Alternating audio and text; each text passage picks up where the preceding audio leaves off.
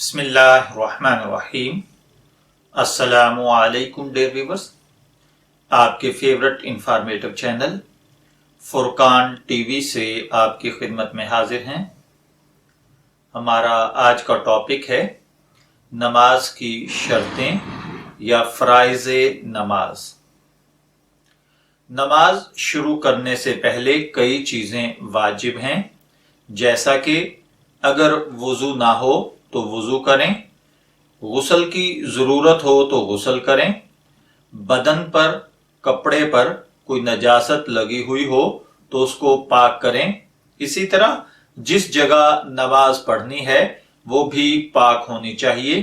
फ़कत मुंह और दोनों हथेली दोनों पैर के सिवा सर से पैर तक सारा बदन खूब ढांप लिया जाए। किबला की तरफ मुंह करके जिस नमाज को पढ़ना चाहें उसकी नीयत यानी दिल से इरादा करें। वक्त आने के बाद नमाज पढ़ें।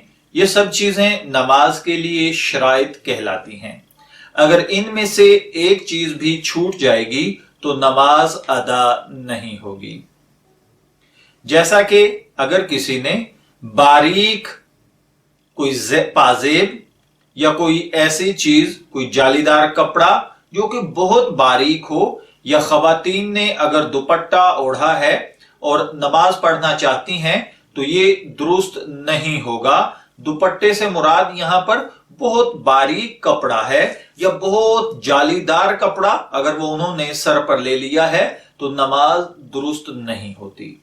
इसी तरह अगर नमाज पढ़ते वक्त खवातीन के लिए चौथाई पिंडली या चौथाई रान या चौथाई बाजू खुल जाए और इतनी देर खुली रहे जितनी देर में 3 बार सुबहान अल्लाह कह सकें तो नमाज टूट जाती है, फिर से पढ़ना पड़ेगी। अगर इतनी देर नहीं लगी बल्कि खुलते ही ढांप लिया तो नमाज हो जाएगी। इसी तरह जितने बदन का ढांकना वाजिब है उसमें से जब चौथाई उज़व खुल जाए तो नमाज नहीं होगी। जैसा कि खवातीन के लिए एक कान का चौथाई या चौथाई सर या चौथाई बाल या चौथाई पेट या चौथाई गर्दन या चौथाई सीना या चौथाई छाती वगैरह खुल जाने से नमाज नहीं होती। इसी तरह जो लड़की अभी जवान नहीं हुई, अगर उसकी ओढ़नी सिरक गई और उसका सर खुल गया तो उसकी नमाज हो जाएगी। इसी तरह अगर कपड़े या बदन पर कुछ नजासत लगी है लेकिन पानी कहीं नहीं मिलता तो इसी तरह की निजासत के साथ नमाज पढ़ना मुनासिब तसव्वुर किया जाएगा। और अगर सारा कपड़ा नजस हो या पूरा कपड़ा तो नजस नहीं लेकिन बहुत ही कम पाक है, यानी 1/4 से कम पाक है, बाकी सब का सब नजस है, तो ऐसे वक्त में ये दुरुस्त है कि उस कपड़े को पहने नमाज पढ़े और यह भी दुरुस्त है कि कपड़ा उतार डाले।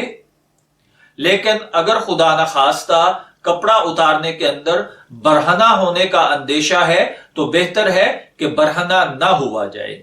इसी तरह अगर किसी के पास बिल्कुल कपड़ा नहीं है, वो बिल्कुल बगैर कपड़ों के है और नमाज का टाइम है और वो खुदा न खास्ता किसी ऐसी जगह पर है जहां उसको कपड़े नहीं मिलते या किसी जुल्म का शिकार होने की वजह से वो इस चीज से बाहर है, तो वो इसी सूरत के अंदर बामरे मजबूरी कुछ शराइत के साथ नमाज अदा कर सकती है।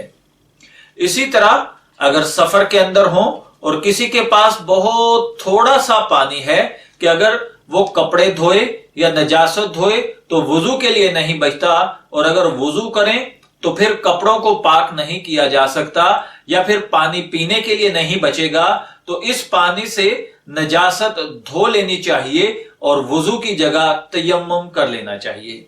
इसी तरह किसी ने जोहर की नमाज पढ़ी लेकिन जब वो औरत नमाज पढ़ चुकी तो मालूम हुआ जब वक्त नमाज पढ़ी थी उस वक्त जोहर का वक्त नहीं रहा था बल्कि असर का वक्त आ गया था, तो अब फिर कज़ा पढ़ना वाजिब नहीं है बल्कि वही नमाज जो पढ़ी है कज़ा में आ जाएगी और ऐसा समझा जाएगा कि कज़ा नमाज पढ़ी है।